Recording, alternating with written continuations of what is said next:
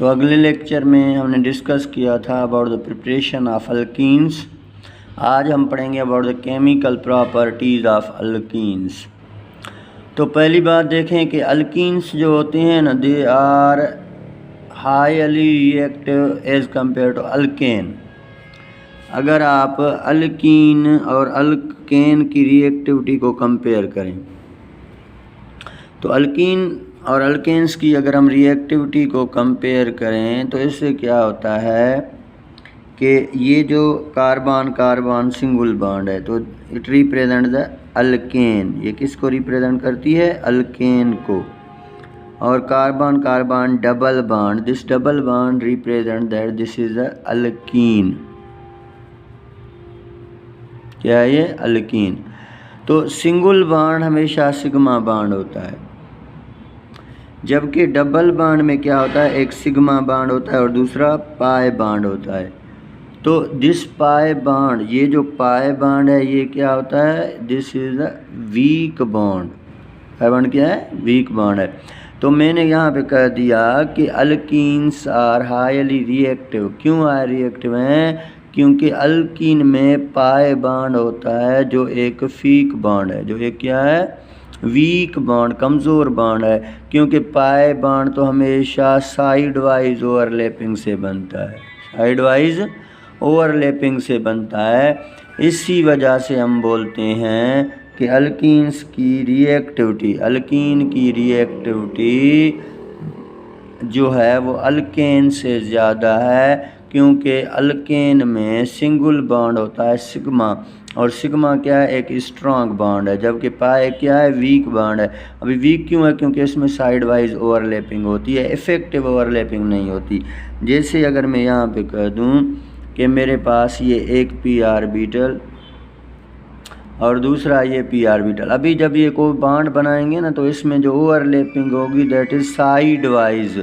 यहाँ जो ओवरलैपिंग होती है वो क्या होती है? साइड वाइज ओवरलैपिंग होती है, वो इतनी इफेक्टिव नहीं होती। जबकि सिग्मा बॉन्ड में क्या होता है कि सिग्मा बॉन्ड में जो ओवरलैपिंग आपकी होती है that is head to head. तो हेड टू हेड ओवरलैपिंग होती है। तो कोवेलेंट बॉन्ड की स्ट्रेंथ जो है, ताकत जो है, वो डिपेंड करती है किस पे? ओवरलैपिंग पे। किस पे डिपेंड करती है? ओवरलैप। जितनी ओवरलैपिंग इफेक्टिव होगी उतना कोवेलेंट बॉन्ड स्ट्रांग होगा, और जितनी ओवरलैपिंग इफेक्टिव नहीं होगी उतना कोवेलेंट बॉन्ड वीक होगा। तो हम कहते हैं pi bond is weak bond which is easily broken because why it is weak bond? Because it is formed due to side-wise overlapping of atomic orbital. Overlapping is not effective. जबकि ये जो बनता है ये हेड टू हेड से बनता है, यहाँ इफेक्टिव ओवरलैपिंग होती है। इसी वजह से सिग्मा बॉन्ड क्या है? स्ट्रॉन्ग, और पाई बॉन्ड क्या है? वीक है। तो इसी वजह से पाई बॉन्ड वीक होने की वजह से ये अल्कीन जो है हाईली रिएक्टिव होता है। ये पाई बॉन्ड जल्दी ब्रेक हो जाता है, जिसकी वजह से अल्केन में सिग्मा स्ट्रॉन्ग बॉन्ड है तो लेस रिएक्टिव हैं, ये पाई बॉन्ड की वजह से हाईली रिएक्टिव होते हैं। तो इसी वजह से एक तो ये हुआ कि पाई बॉन्ड वीक है, ये रिएक्टिविटी डिपेंड करती है इसकी पाई बॉन्ड पे। वीक क्यों है? क्योंकि ये साइड वाइज ओवरलैपिंग से बनता है, यहाँ इफेक्टिव ओवरलैपिंग नहीं होती। दूसरी बात ये भी होती है कि ये जो पाई इलेक्ट्रॉन्स हैं these are sigma, sigma bond में जो हिस्सा लें वो सिग्मा इलेक्ट्रॉन, और पाई बॉन्ड में जो हिस्सा लें वो पाई इलेक्ट्रॉन्स। दूसरी बात कि पाई इलेक्ट्रॉन्स जो हैं वो न्यूक्लियस से क्या हो जाते हैं? दूर भी हो जाते हैं। इस दूर होने की वजह से ये पाई इलेक्ट्रॉन ईजीली अवेलेबल होते हैं for the attack of electrophile. तो इसी वजह से इन पे इलेक्ट्रोफाइल जल्दी अटैक करके इस बॉन्ड को ब्रेक करके इन इलेक्ट्रॉन्स को अपनी तरफ ले जा सकता है, because they are away from the attraction of nucleus.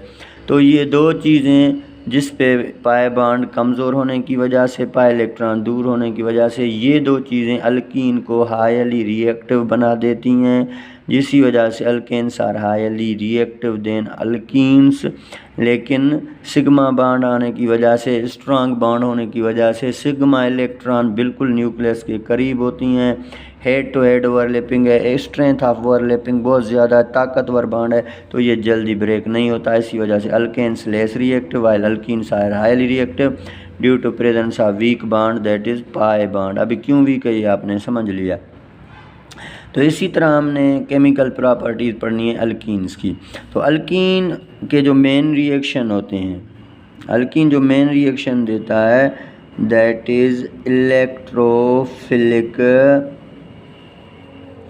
Addition reaction. तो अल्कीन्स के मेन रिएक्शंस क्या होते हैं?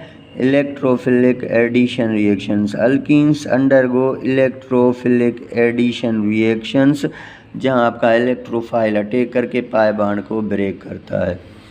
तो अभी देखें this undergo the electrophilic addition reactions. तो ये इलेक्ट्रोफिलिक एडिशन रिएक्शंस कैसे होते हैं? अल्कीन में एडिशन होती है। एडिशन की वजह ये है कि यहाँ पे एक सिग्मा बॉन्ड है, एक पाई कमज़ोर बॉन्ड है जो ब्रेक हो जाता है और किसी एटम की मॉलिक्यूल की एडिशन हो जाती है। तो इलेक्ट्रोफिलिक एडिशन रिएक्शंस होते हैं अल्कीन, जिसमें पहले हम बात करेंगे about the addition of halogens. Fluorine add नहीं किया करते क्योंकि फ्लोरीन हाईली रिएक्टिव है, एक्सप्लोसिव रिएक्शन दे सकता है। तो हेलोजेंस में जब आप अल्कीन में एडिशन करेंगे किसकी? हेलोजेंस की, तो वहाँ फ्लोरीन की एडिशन नहीं किया करते क्योंकि fluorine is a highly reactive molecule है। उसके बाद बाकी इसमें एडिशन होगी दैट इज़ क्लोरीन, ब्रोमीन या आयोडीन। तो हम क्या पढ़ते हैं इथीन में? For example CH2 double bond CH2, इसमें आपने ऐड किया क्लोरीन मॉलिक्यूल, और यहाँ नेसेसरी है कि you must use the inert solvent. Inert solvent का मतलब है नॉन पोलर सॉल्वेंट या नॉन रिएक्टिव या नॉन आयोनाइजेबल सॉल्वेंट। तो हमको यहाँ पे नॉन पोलर सॉल्वेंट यूज़ करना है, पानी यूज़ नहीं करना, इनर्ट सॉल्वेंट यूज़ करना। क्यों यूज़ करना है ये पानी, क्यों यूज़ नहीं करना, ये मैं आपको मैकेनिज्म में बताऊँगा। तो इथीन जब क्लोरीन से रिएक्शन करता है it form CH2 single bond Cl, CH2 single bond Cl, तो हमारा बन जाता है 1,2 डाइक्लोरो ईथेन। तो इसी तरह क्लोरीन का एक मोल जब अल्कीन में ऐड हो जाता है in presence of inert solvent it form 1,2 dichloro ethane. 1,2 dichloro क्या बनाएगा? ईथेन बनाएगा। अब इस रिएक्शन का जब हम मैकेनिज्म पढ़ने जाएंगे, इस रिएक्शन को हम मैकेनिज्म से फाइंड करेंगे, तो इस रिएक्शन का जो मैकेनिज्म होता है वो हमारे पास बहुत आसान मैकेनिज्म है। तो यहाँ पे जो हम मैकेनिज्म डिस्कस करते हैं, मैकेनिज्म में हमने क्लोरीन ऐड किया था किसमें? अल्कीन में। तो इसकी मैकेनिज्म में आप देखें स्टेप 1 जो होता है, दिस स्टेप 1 में सबसे पहले क्या होगा? एक होगा फॉर्मेशन ऑफ इलेक्ट्रोफाइल और दूसरा होता है formation of nucleophile. Electrophile that is electron loving और न्यूक्लियोफाइल जो न्यूक्लियस लविंग होता है। तो step 1 is the formation of electrophile and nucleophile. अभी देखें जिस यहाँ पे क्लोरीन के दरमियान सिंगल बॉन्ड है, Cl2 है, तो क्लोरीन के बाद दरमियान सिंगल बॉन्ड है। जैसे क्लोरीन बॉन्ड यहाँ पे हमने ब्रेक किया तो मुझे मिला एक Cl+ दैट इज़ इलेक्ट्रोफाइल, और ये क्या बन गया? Cl- that is nucleophile. तो ये इलेक्ट्रोफाइल बना, ये न्यूक्लियोफाइल बना। अभी ये जो हो गया ना, दिस इज़ होमोलाइटिक फिशन, क्योंकि जब सेम एटम में बॉन्ड ब्रेक करते हैं तो होमोलाइटिक फिशन होती है। तो इसी तरह अगर मैं यहाँ पे बात कर दूँ क्लोरीन, ये सेम बॉन्ड है ना, तो सेम एटम के दरमियान जब बॉन्ड बनते हैं तो हम बोलते हैं केमिस्ट्री में दिस इज़ होमोलाइटिक फिशन। और अगर हम दो डिफरेंट एटम के दरमियान बॉन्ड है HCl, तो इस बॉन्ड को हम ब्रेक करें, this is called heterolytic fission. तो यहाँ पे क्या हुआ, होमोलाइटिक फिशन हुआ, क्लोरीन का मॉलिक्यूल ब्रेक हुआ, क्लोरीन प्लस और क्लोरीन माइनस बना। तो यहाँ पे एक कॉन्सेप्ट में आपका बहुत अच्छा कॉन्सेप्ट है वो क्लियर कराता हूँ जाऊँ कि आप वंस अगेन ये पूछ सकते हैं कि सर क्लोरीन जब भी होमोलाइटिक फिशन होती है तो उस दौरान हमेशा क्या होते हैं, फ्री रेडिकल्स बनते हैं। हर क्लोरीन एटम को अपना इलेक्ट्रॉन वापस मिलना चाहिए, रेडिकल बनेंगे क्योंकि इक्वल शेयर है दोनों का, न्यूक्लियस तो इक्वल पावर है। लेकिन आपने यहाँ पे क्लोरीन पे प्लस लगाया और इस क्लोरीन पे 9 माइनस, तो आपने रेडिकल बनाने के बजाय, अलबत्ता होमोलाइटिक फिशन में रेडिकल्स बनते हैं, और आपने यहाँ पे इलेक्ट्रोफाइल और न्यूक्लियोफाइल बना दी। ये क्यों?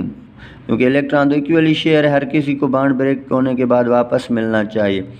हेट्रोलाइटिक में बनते हैं इलेक्ट्रोफाइल और न्यूक्लियोफाइल, क्योंकि एक मोस्ट इलेक्ट्रोनेगेटिव है तो वो दूसरे एटम का इलेक्ट्रॉन लेके चला जाता है। लेकिन यहाँ इलेक्ट्रोनेगेटिविटी डिफरेंस भी क्या है, 0 है। तो बेटा ये बात याद करें। अभी इसका मतलब ये होमोलाइटिक फिशन में ये क्लोरीन प्लस इलेक्ट्रोफाइल और न्यूक्लियोफाइल मैंने बनाया, मैंने सही बनाया, ये गलत नहीं है। लेकिन इसका कॉन्सेप्ट क्या है, आप यहाँ इसको थोड़ा सा ईजीली समझ लें।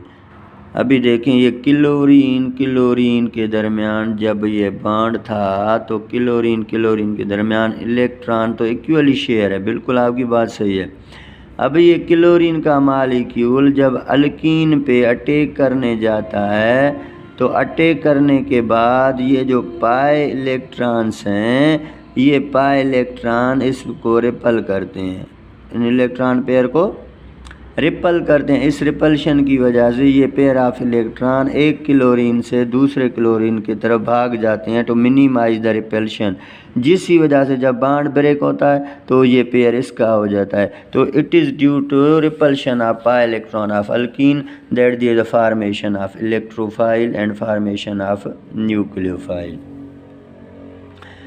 तो अभी आपके पास बना, अभी मैं आपको और भी बताऊँगा कि मैंने आपको बताया था ना, we must use the inert solvent. Alkene में हेलोजिनेशन जब कराते हैं तो मैंने आपको क्या बताया था कि हम इनर्ट सॉल्वेंट यूज़ करेंगे, पानी यहाँ पे यूज़ नहीं होगा, वो यूज़ इनर्ट सॉल्वेंट। अभी बताता हूँ क्यों पानी यूज़ नहीं होगा। तो देखें, जैसे क्लोरीन में होमोलाइटिक फिशन हुई, इलेक्ट्रोफाइल बना, न्यूक्लियोफाइल बना, तो यहाँ देखें फॉर एग्जांपल ये Cl+ बना। अगर पानी होगा तो पानी का मॉलिक्यूल इसको सराउंड कर लेगा। देखें ये हाइड्रेशन प्रोसेस हो गया, chlorine molecule is surrounded by water molecule. अभी इलेक्ट्रोफाइल को किसने सराउंड कर दिया, पानी के मॉलिक्यूल ने सराउंड कर दिया। जब इलेक्ट्रोफाइल और न्यूक्लियोफाइल दोनों पानी के मॉलिक्यूल के सराउंडिंग में आ जाएंगे, पकड़ में आ जाएंगे, हाइड्रेशन में आ जाएंगे, तो क्या इलेक्ट्रोफाइल अभी इस पाई बॉन्ड पे अटैक करेगा? नहीं, अब रिएक्शन नहीं होगा, क्योंकि electrophile is surrounded by water molecule, अभी इसको अलाउ ही नहीं होगा कि इस पर अटैक करे। इसी वजह से इस चीज़ से बचने के लिए, रिएक्शन कराने के लिए हम पानी यूज़ नहीं करते, हम ऐसा सॉल्वेंट यूज़ करते हैं जो नॉन पोलर हो, जिस पे चार्ज ना हो, इनर्ट हो, तो ये इनको अपने घेराव में ना लाए। आई बात समझ में? इसलिए इनर्ट सॉल्वेंट इज़ नेसेसरी, ये नेसेसरी है हेलोजिनेशन का, वरना हेलोजिनेशन अल्कीन नहीं होगी।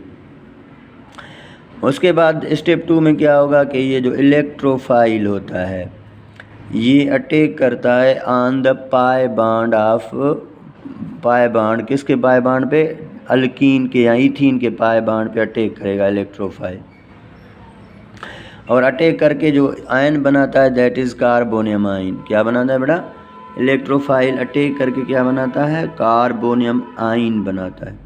तो ये इलेक्ट्रोफाइल देखें, ये क्लोरीन है, क्लोरीन पे प्लस चार्ज है ना, क्लोरीन का एटॉमिक नंबर 17 है, तो इसके लास्ट शेल में 7 इलेक्ट्रॉन थे, लेकिन एक इलेक्ट्रॉन जो अपना इसका था वो भी यहाँ चला गया, तो इसके ऊपर प्लस आया। अभी इसके पास 6 इलेक्ट्रॉन है, इसको 2 मज़ीद इलेक्ट्रॉन चाहिए ना ऑक्टेट कंप्लीट करने के लिए। अब ये बहुत बड़ा अनस्टेबल है, क्योंकि मोस्ट इलेक्ट्रोनेगेटिव भी हैं, 7 ग्रुप वाले हेलोजन वाले, इनकी इलेक्ट्रोनेगेटिविटी भी ज़्यादा है। तो इसी वजह से अब इसके पास 6 इलेक्ट्रॉन बचे, पॉजिटिव चार्ज आ गया, तो ये अपना 8 इलेक्ट्रॉन कंप्लीट करने के लिए क्या करेगा पाई बॉन्ड पे अटैक करके पाई बॉन्ड को ब्रेक करेगा जो वीक बॉन्ड है, और इन पाई इलेक्ट्रॉन्स को अपने तरफ अट्रैक्ट करके, ये देखें ये पाई इलेक्ट्रॉन वैसे तो कार्बन में मौजूद है ना, जैसे इलेक्ट्रोफाइल ने अटैक किया तो इन दोनों पाई इलेक्ट्रॉन्स को अपने तरफ अट्रैक्ट करके यहाँ कोऑर्डिनेट कोवेलेंट बॉन्ड बनाएगा। तो अभी इसका ऑक्टेट 6 और 2 8 हो गए, तो इसका ऑक्टेट कंप्लीट हो गया और इस कार्बन पे पॉजिटिव चार्ज आ गया। Now this is known as carbonium ion. तो इसको हमने क्या नाम दिया? Carbonium ion. और कार्बन में पॉजिटिव क्यों आया आप बताएं? क्योंकि कार्बन देखें एक इलेक्ट्रॉन इसके साथ जो शेयर था वो क्लोरीन ताकतवर मोस्ट इलेक्ट्रॉन, इसको यहाँ इस कार्बन का इलेक्ट्रॉन भी क्लोरीन अपने साथ ला के यहाँ कोऑर्डिनेट कोवेलेंट बॉन्ड बना दिया। तो यहाँ से कार्बन वाला इलेक्ट्रॉन चला गया ना शेयर्ड वाला, तो इस पे आ गया पॉजिटिव चार्ज और इसी तरह ये कार्बोनियम आयन बना। तो यहाँ पे एक पॉइंट आपको ये भी याद करें, कार्बोनियम आयन कार्बन की कभी कभी हाइब्रिडाइजेशन पूछते हैं, तो यहाँ कार्बोनियम आयन कार्बन की जो हाइब्रिडाइजेशन वो होगी कि ये 2 सिग्मा बॉन्ड हाइड्रोजन से 1 सिग्मा बॉन्ड कार्बन से, तो 3 है, तो इसकी कितनी क्या हाइब्रिडाइजेशन होती है? sp2। क्या होती है? sp2। तो ये जो आपके पास अभी कार्बोनियम आयन बना तो अनस्टेबल बना क्योंकि इस कार्बन का ऑक्टेट कंप्लीट नहीं, पॉजिटिव चार्ज है। अभी क्या होगा स्टेप 3 में? स्टेप 3 में ये होगा कि ये जो न्यूक्लियोफाइल है ये अटैक करेगा किसके ऊपर बाबा? कार्बोनियम आयन के ऊपर, कार्बोनियम कार्बन के ऊपर, और final and form final product, और ये फाइनल प्रोडक्ट बनाएगा। तो ये अटैक करके न्यूक्लियोफाइल अटैक करके कार्बोनियम आयन को और फाइनल प्रोडक्ट बनाएगा। अभी देखें हमारा कार्बोनियम आयन क्या है? CH2 plus single bond CH2Cl। तो अभी क्या होगा न्यूक्लियोफाइल? यहाँ पे न्यूक्लियोफाइल क्या है? दिस इज़ न्यूक्लियोफाइल, ये आपके पास न्यूक्लियोफाइल। तो ये न्यूक्लियोफाइल आएगा, इसके पास देखें पेयर ऑफ इलेक्ट्रॉन है, नेगेटिव चार्ज है, तो ये वहाँ अटैक करेगा जहाँ पॉजिटिव चार्ज। तो कार्बन के लास्ट शेल में 6 इलेक्ट्रॉन है, 2 इसके साथ इसने शेयर किए, 2 इसके साथ इलेक्ट्रॉन कार्बन के लास्ट शेल में, कार्बन के लास्ट शेल में 4 इलेक्ट्रॉन है, 2 इसके साथ शेयर किए तो हो गए 6, 4 और हमारे पास कितने हो गए? 2 6। अभी एक यहाँ पे था तो 7 था, लेकिन एक इलेक्ट्रॉन तो इसने यहाँ से लॉस कर दिया ना, यहाँ से एक इलेक्ट्रॉन इसने लॉस कर दिया। अभी कार्बन का लास्ट शेल इनकम्प्लीट है क्योंकि इसके लास्ट शेल में होते हैं 4 इलेक्ट्रॉन, 1 चला गया, बाकी कितने बचे? 3 बचे। तो 3 बचे ना, तो 3 बचने के बाद कार्बन ने क्या करना है कि अपना लास्ट शेल कंप्लीट करना है। तो लास्ट शेल कंप्लीट करने के बाद क्या होगा कि न्यूक्लियोफाइल जैसे यहाँ पे अटैक करेगा तो न्यूक्लियोफाइल के पास लोन पेयर ऑफ इलेक्ट्रॉन है, ये कार्बन से कोऑर्डिनेट कोवेलेंट बनाएगा। तो इसी वजह से यहाँ पे क्या हो जाएगा कि यहाँ पे इसका ऑक्टेट कंप्लीट होगा, क्योंकि 2 ये, तो ये कितने हो गए? 2 ये 2 ये 4। हमारे पास कार्बन में कितने होते हैं इलेक्ट्रॉन? तो आप इसको यूँ लिख दें, तो एक हाइड्रोजन के साथ 2 शेयर किए तो 2 ये हुए, दूसरे हाइड्रोजन के साथ भी शेयर है इलेक्ट्रॉन तो 4 ये हुए, तीसरे कार्बन के साथ है तो 6 ये हुए। अभी क्लोरीन आके मेहरबानी करता है तो 2 पेयर ये भी कोऑर्डिनेट कोवेलेंट से बनता है तो ये 8 हुए। तब जब क्लोरीन ने आके इसके साथ 8 बनाए, पहले तो इसके 8 कंप्लीट नहीं थे, 6 थे, 4 इसके साथ 2 इसके साथ तो 6 हो गए। तो इसको मज़ीद 2 इलेक्ट्रॉन की नीड थी पॉजिटिव कार्बन को, न्यूक्लियोफाइल आके इसके साथ कोऑर्डिनेट कोवेलेंट बना तो इसके भी 8 पूरे हो गए। अभी हमारा कंपाउंड फाइनल बन गया CH2 सिंगल बॉन्ड Cl और 1,2 डाइक्लोरोइथेन। तो ये आपके पास पहला रिएक्शन है with mechanism electrophilic addition of halogen in alkene, जिसमें हमने क्लोरीनेशन कराई, और ये आपका प्रोसेस होता है, फर्स्ट एडिशन होती है। अभी देखें बेटा, आप यहाँ पे अक्सर बच्चे पूछते हैं कि सर इसमें जो रेट डिटरमाइनिंग स्टेप होता है वो कौन सा होता है? हर एक रिएक्शन का एक रेट डिटरमाइनिंग स्टेप होता है जिसको हम स्लोएस्ट स्टेप ऑफ रिएक्शन बोलते हैं। तो स्लोएस्ट स्टेप मीन्स वो स्टेप जहाँ पे रिएक्शन स्लो हो जाए, तो उसको हम स्लोएस्ट स्टेप बोलते हैं। और ये स्लोएस्ट स्टेप जो है इसको हम रेट डिटरमाइनिंग स्टेप बोलते हैं, क्योंकि वहाँ रिएक्शन की रफ्तार या रेट मालूम की जाती है। तो बच्चे अक्सर क्वेश्चन करते हैं कि सर ये रेट डिटरमाइनिंग स्टेप कहाँ पे हो सकता है, कौन सा स्टेप? आपने यहाँ तो 3 मैकेनिज्म में 3 स्टेप पढ़ा है, अभी रेट डिटरमाइनिंग स्टेप कौन सा है? तो बेटा इसके लिए ट्रिक ये है, इसको आप सब रिएक्शन के लिए एक ही ट्रिक है, वो ये होती है कि जिस स्टेप में इलेक्ट्रोफाइल अटैक करके पाई बॉन्ड को ब्रेक करे, चाहे वो बेंजीन की रिएक्शंस हों, जैसे आपने हेलोजिनेशन की कराई थी ना बेंजीन की, तो क्लोरीन जब बेंजीन पे पाई बॉन्ड पे अटैक करता था सेकंड स्टेप में, तो पहले स्टेप में तो वहाँ भी इलेक्ट्रोफाइल न्यूक्लियोफाइल बन रहे हैं, यहाँ भी इलेक्ट्रोफाइल न्यूक्लियोफाइल बन रहे हैं, लेकिन सेकंड स्टेप में जब बेंजीन रिंग पे इलेक्ट्रोफाइल ने अटैक की थी या बेंजीन के पाई बॉन्ड पे इलेक्ट्रोफाइल ने अटैक की थी, या अल्कीन में भी इलेक्ट्रोफाइल ने पाई बॉन्ड पे अटैक किया, तो हर रिएक्शन में रेट डिटरमाइनिंग स्टेप वो होता है, स्लोएस्ट स्टेप वो होता है जहाँ इलेक्ट्रोफाइल अटैक करे पाई बॉन्ड पे। ये ट्रिक याद कर लें आप। क्योंकि यहाँ रिएक्शन स्लो होता है। क्यों स्लो होता है? क्योंकि आपको पता है breaking of bond is endothermic, bond को तोड़ने के लिए आपको एनर्जी चाहिए, तो यहाँ इलेक्ट्रोफाइल आके बॉन्ड ब्रेक करता है। तो जाहिर सी बात है बॉन्ड इतने जल्दी तो ब्रेक नहीं होगा ना, इसको थोड़ा टाइम लगेगा, तो बॉन्ड को ब्रेक होने में थोड़ा टाइम लग जाता है, तो यहाँ रिएक्शन स्लो हो जाता है। And that's way this is slowest step or rate determining step of the reaction. तो जहाँ भी जिस स्टेप में इलेक्ट्रोफाइल अटैक करे वो रिएक्शन का स्लोएस्ट स्टेप होता है, रेट डिटरमाइनिंग स्टेप होता है। वहाँ हम स्टेप रिएक्शन की जो है रेट को डिटरमाइन करते हैं, क्योंकि यहाँ पे रिएक्शन स्लो होता है, क्योंकि बॉन्ड को ब्रेक करना एंडोथर्मिक प्रोसेस है, तो इसी वजह से बॉन्ड ब्रेक करने में टाइम लगता है। लेकिन यहाँ न्यूक्लियोफाइल अटैक करता है तो न्यू बॉन्ड बनाता है ना, formation of bond is exothermic, ये तो जल्दी बन जाता है, फास्टली बन जाता है। इसी वजह से चाहे बेंजीन में आप पूछ लें, चाहे अल्कीन में पूछ लें, किसी भी ऑर्गेनिक रिएक्शन में पूछ लें, वहाँ वही रेट डिटरमाइनिंग स्टेप होगा जहाँ बॉन्ड ब्रेक होगा, इलेक्ट्रोफाइल बॉन्ड ब्रेक करेगा। तो इसी वजह से हम देखते हैं कि पहला रिएक्शन है अल्कीन की, that is addition of halogen in alkene. और मैंने आपको बताया था कि अल्कीन के जो मेन रिएक्शंस होते हैं they are electrophilic addition reaction.